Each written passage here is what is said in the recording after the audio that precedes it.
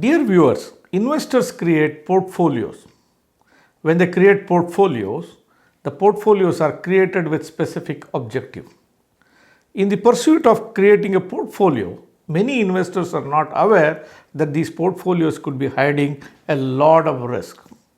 In this episode on NRI Money Clinic, I am going to discuss 6 types of risk that could be hidden in your portfolio. This is NRI Money Clinic for you, and I am Dr. Chandrakant Bhatt, investment consultant and a financial planner.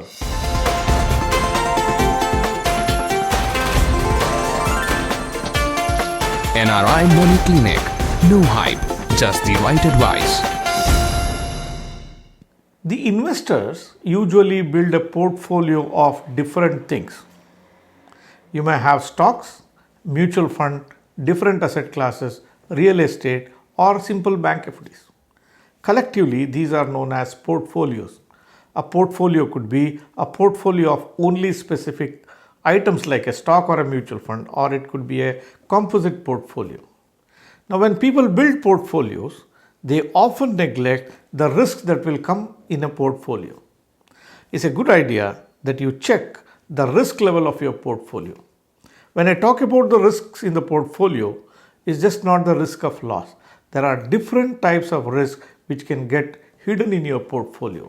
Let us look at the 6 most common risks which the portfolios hide. Risk number 1, the risk of excessive concentration. Investors have favorite sectors or favorite stocks or favorite mutual funds or favorite asset classes. They try to concentrate their portfolios by loading lot of their investment into these specific favorites. When you do like that, what happens is your portfolio may give you an abnormal or supernatural kind of a return, or it may totally languish.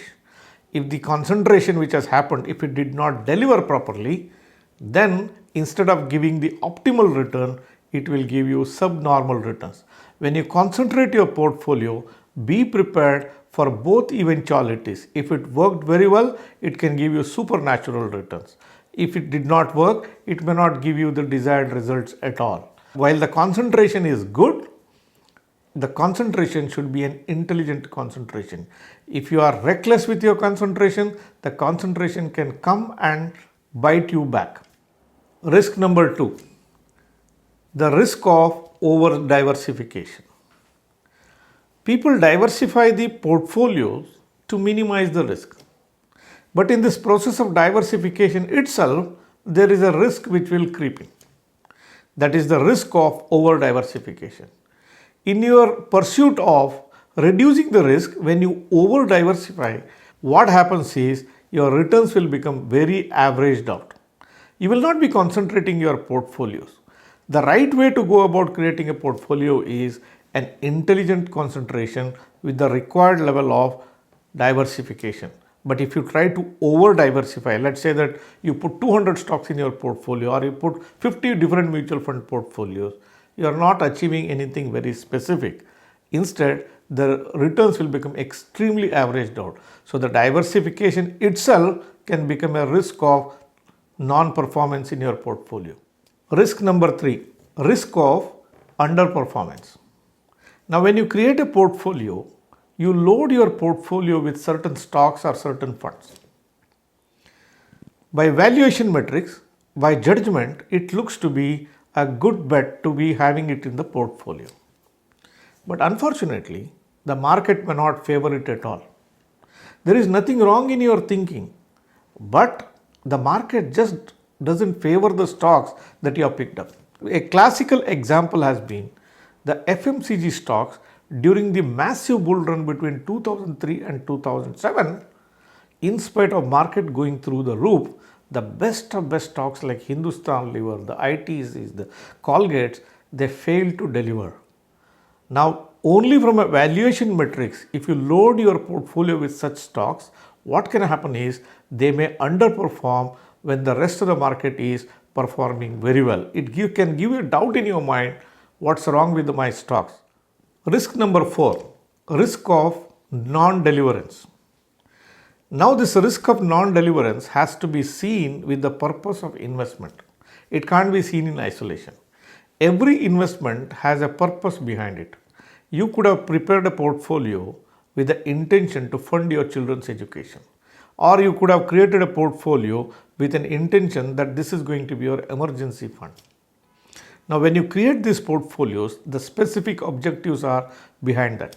Now, imagine a situation. Now, you have created an 100% stock portfolio and your child has to go to college, and suddenly you realize that the stock market has crashed down. What will you do? Your portfolio could have been good, but it will not deliver when it has to actually deliver. So, you have not taken into account the unusual circumstances which might get created and the results will not be delivered.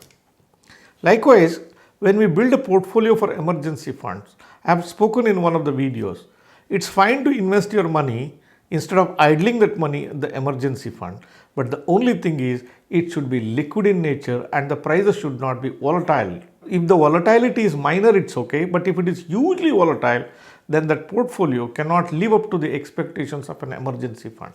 If a situation were to develop and if the prices are very volatile or if the asset is illiquid, then it will not serve the purpose. So think about it, for what purpose you have created the portfolio, and look for a possible risk of non-deliverance of the portfolio if a situation were to arise.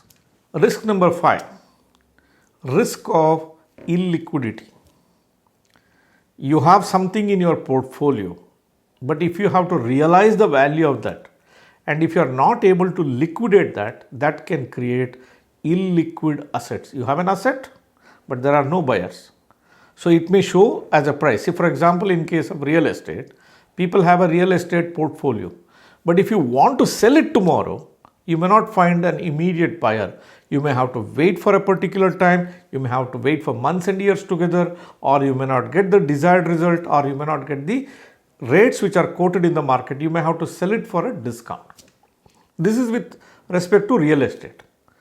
Even in the stock market, illiquidity risk is very, very real. If your portfolio is loaded with the small caps and mid caps, if the market conditions are not favorable, there are no enough buyers for the small cap and mid caps. Because of this illiquidity of these stocks, what can happen is, while the prices can go up very fast on the upside, when the downside comes, they may fall like bottomless pit. So this illiquidity risk is just not about generating money out of that particular liquidation. It can also go against the proper valuation of these assets. So when you build small caps or a mid caps or some stocks which are just moving because of the momentum, please make sure that there is enough liquidity in the market for these particular stocks. Otherwise, illiquidity can come and badly bite your portfolio. Risk number 6, the risk of loss of money. The loss of money can happen in any asset class. It can happen in stocks, it can happen in mutual funds, it can happen in real estate, or it can happen even in a bank FD. Suppose if you have kept money in a cooperative bank and the bank goes bust, then the loss potential is real there. So just don't think that because it's a bank FD, then there is no chance of losing the money. If the bank is not stable, you may lose money. Likewise, if you have held a stock, we have all known how a company like Satyam was super stock, but overnight the loss which happened was very, very real. We have seen in case of Franklin Templeton debt fund crisis how even a mutual fund portfolio or a mutual fund can result in a real loss. Some of the stocks which were held in that particular debt fund went completely bust, because of which the customers lost money. So the risk of losing money is very, very real. So each and everything that you have done in a portfolio or you have loaded your portfolio has to be seen. What is the chance of losing this money? Is it real or not?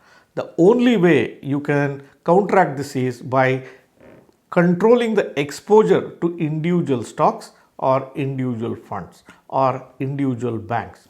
That is the only way you can mitigate the risk of losing the money real time. Many a times, as investors or advisors, it is impossible to fathom whether something will happen in that stock or not. We have seen with the S bank stocks, we have seen with the public sector banks. So, in spite of being extremely careful and doing everything correct, but still the chance of losing money appears to be real in your portfolio. Make sure you do not expose beyond a particular level to individual stocks or individual funds. Dear viewers, as you know, I am a practicing financial planner. My job involves creating financial plans for people to achieve their life goals. Are you the one who is looking for the services of a financial planner?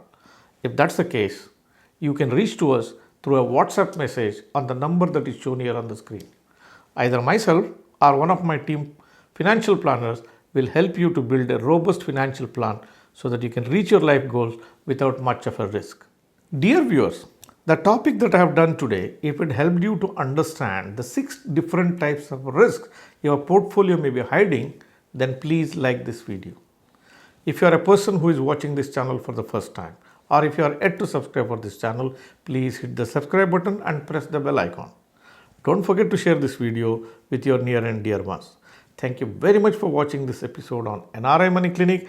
I shall be back with you with yet another interesting topic in yet another video very soon. Press the bell icon for more details and subscribe our channel.